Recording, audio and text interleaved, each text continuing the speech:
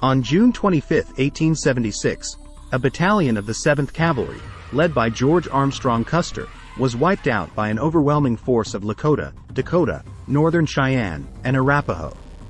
There are many stories that come from this most famous battle of the Indian Wars. However, the most overlooked account is of the women warriors who fought alongside their male counterparts. Minnie Hollow Wood, Moving Robe Woman, Pretty Nose, One Who Walks with the Stars, and Buffalo Calf Road Woman were among the more notable female fighters. Pretty Nose fought with the Cheyenne Arapaho detachment. One Who Walks with the Stars, Lakota, killed 2 soldiers trying to flee the fight. Minnie Hollow Wood earned a Lakota war bonnet for her participation, a rare honor. Lakota Moving Robe Woman fought to avenge the death of her brother.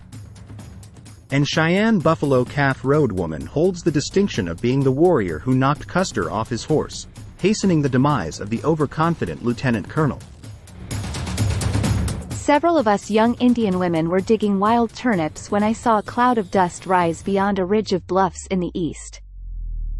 We looked towards camp and saw a warrior ride swiftly, shouting that the soldiers were only a few miles away, and that the women and children and old men should run for the hills in the opposite direction. I dropped the ash stick and ran toward my teepee. I saw my father running toward the horses. We saw soldiers on horseback on a bluff just across the river. I ran to a nearby thicket and got my black horse. I painted my face with crimson and braided my black hair. I was mourning. I was a woman, but I was not afraid. By this time the soldiers were forming a battle line in the bottom about a half-mile away. In another moment I heard a volley of carbines. The bullets shattered teepee poles. Women and children were running away from the gunfire. In the tumult I heard old men and women singing death songs for their warriors who were now ready to attack the soldiers. The songs made me brave. Father led my horse to me and we galloped toward the soldiers. Other warriors joined in with us.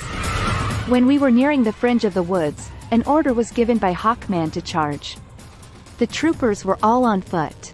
They shot straight, because I saw Hawkman killed.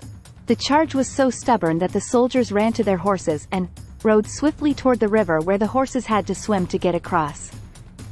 Some of the warriors rode into the water and killed some of the soldiers and unhorsed some of them. The warriors chased the soldiers across the river and up over a bluff. Then they returned to where the battle took place and sang a victory song. Someone said that another body of soldiers was attacking the lower end of the village. I heard afterwards that these soldiers were under the command of Paheen Hanska, Long Hair. I rode in that direction holding my brother's war staff over my head. Rain in the Face shouted, "Behold, there is among us a young woman. Let no young man ride behind her garment." We crossed the greasy grass below a beaver dam where the water is not so deep, and came upon many horses. One soldier was holding the reins of 8 or 10 horses. An Indian waved his blanket to scare the horses and they got away. On the ridge just north of us, I saw blue-clad men running up a ravine, firing as they ran. The valley was dense with powder smoke. After the battle the Indians took all the equipment and horses belonging to the soldiers. We did not know who the soldiers were until an interpreter told us that the men came from featuring Lincoln and Dakota Territory. On the saddle blankets were the crossed saber insignia and the figure 7. The brave men who came to punish us that morning were defeated, but in the end the Indians lost. Over 60 Indians were killed, and they were brought back to the camp for scaffold burial. The Indians did not stage a victory dance that night. They were mourning for their own dead. The next day Sitting Bull's band packed our tents and started north to the Canadian line where we remained 4 years until Sitting Bull surrendered at Fort Buford.